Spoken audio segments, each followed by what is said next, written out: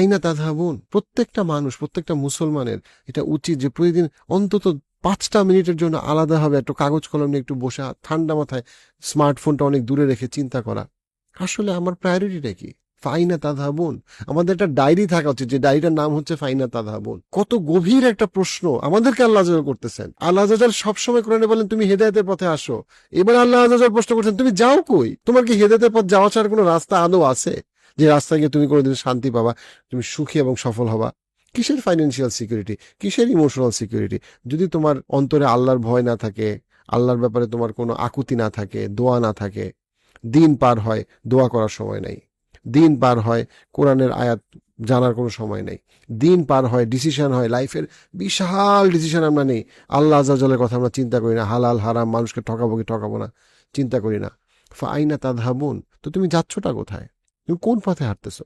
So where are you heading? এটা একটা দর্পণ, এটা একটা আয়না, এটা অন্তরের আয়না, অন্তরের আয়না, এটা আপনার রুহের আয়না, যে আয়নায় আল্লাহ আযজা ওয়াজাল আপনাকে দাঁড়া করাচ্ছেন এবং আপনাকে প্রতিদিন দাঁড়াইতে বলতেছে যে তুমি তুমি তুমি ঠিক করো না তোমার। কারণ দিনের শেষে তুমি কি ভুলে গেছো কিয়ামতের দিনের কথা? যে কিয়ামতের দিনের কথায়, কিয়ামতের দিনের ব্যাপারে আল্লাহ আযজা ওয়াজাল বলছেন ওই দিন এমন একটা দিন, যেই দিন কোনো মালু ওয়ালা বানুন, যে কোনো পরিবার, কোনো সম্পদ, কোনো স্ট্যাটাস কোনো কাজে লাগবে না। ইল্লা মান আতাল্লাহ বিকলবিন সালিম, এক্সেপ্ট সামওয়ান যে একটা পিওর হার্ট নিয়ে আসবে, একটা সজাগ হার্ট নিয়ে আসবে, এমন একটা অন্তর নিয়ে আসবে যে অন্তরটা জেগে আছে, যে অন্তরটা সাউন্ড, যে অন্তরটা আল্লাহর সাথে কানেক্টেড, যে অন্তরটা পিওর, যে এখানে খুশু আছে, যে আল্লাহর ব্যাপারে সজাগ, যে আল্লাহর সাথে কানেক্টেড। অনেকগুলা মিনিং, মানে কলবুন সালিম মিনে আমি পড়তে গিয়ে দেখছি এখানে আলেমগণ অনেকগুলো মিনিং এর দ্বারা করেছেন। পিওর হার্ট, সাউন্ড হার্ট আমাদের জন্য খুবই ইম্পর্টেন্ট। যে আমরা চিন্তা করি যে আমরা এত বেশি বিক্ষিপ্ত মডার্ন টাইমে, এত বেশি ডিস্ট্র্যাক্টেড, এত বেশি আমরা রিলস দেখতেছি, ছবি ভিডিও, এই ট্রেন্ড ওইটা, হাবি জাবি, সবকিছুর মধ্যে আমার সময় কোন দিক দিয়ে আসে, কোন দিক দিয়ে যায়, আমার কোনো খেয়াল নাই। আমার সময়ের কোনো নিয়ন্ত্রণ আমার উপরে নাই। ইনফ্যাক্ট আমার স্মার্টফোনেরও কোনো নিয়ন্ত্রণ বা সোশ্যাল মিডিয়ারও কোনো নিয়ন্ত্রণ আমার উপরে নাই। কোন ট্রেন্ড নিয়ে আমি কথা বলতেছি ওই ট্রেন্ডও আমি ঠিক করি নাই, ওই ট্রেন্ডের কোনো আগামাথা নাই। কিন্তু সবকিছুর পরে আমার প্রশ্নটা হচ্ছে ফাইনা তাযহাবুন, আমি যাচ্ছিটা কোথায়? আমার প্রায়োরিটি কি?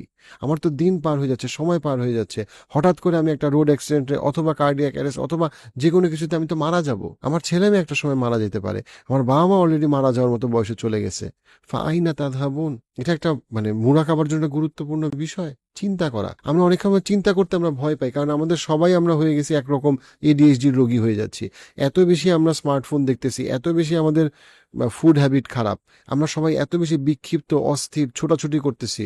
অনেকে যারা এডিএইচডি বোঝেন না বা এডিডি বোঝেন না, যা সহজ করার জন্য বলতেছি, যদি এটা কোনো একাডেমিক বা ক্লিনিক্যাল ডেফিনেশন না, যে একটা মানুষ যে কোনো কিছুতে ফোকাস করতে পারে না এবং যে এত বেশি চঞ্চল, এত বেশি বিক্ষিপ্ত যে সে কোনো স্থিরভাবে কোনো কিছু কাজ করতে পারতেছে না। এবং এটার একটা যখন সার্টেন লেভেলের উপরে যখন চলে যায়, তখন এটাকে আমরা এডিএইচডি বলি বা কোনো কোনো ক্ষেত্রে এডিডি বলি।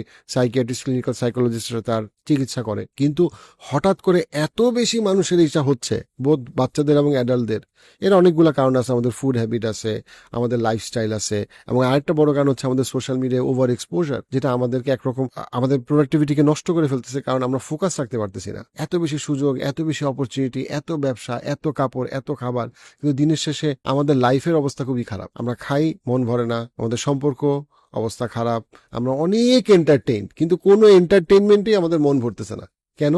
কারণ এটা একটা ফুটা বালতি, এটা একটা বেজলেস বাস্কেট। এই বাস্কেটে আপনি যত এন্টারটেইনমেন্ট দেন, পৃথিবীর ইতিহাসে মানুষ কখনো এত এন্টারটেইন ছিল না। এট দ্য সেম টাইম পৃথিবীর ইতিহাসে আমরা এত ফ্রাস্ট্রেশন এবং সুইসাইডের কথা, মানে স্বেচ্ছায় সুইসাইডের কথা শোনা যায় না। অর্থাৎ there is something fundamentally wrong about our spiritual health. এবং ওইখানে হচ্ছে ফাইনা তাযহাবুন, তুমি আসলে যাচ্ছটা কোথায়? ইভেনচুয়ালি তোমার লাইফের ফিলসফিটা কি, মিনিংটা কি? ইভেনচুয়ালি সবকিছু পরে তোমার লাইফের অর্থটা কি? ইভেনচুয়ালি তোমার আলটিমেটলি তুমি কে? তুমি কোথায় যাচ্ছ?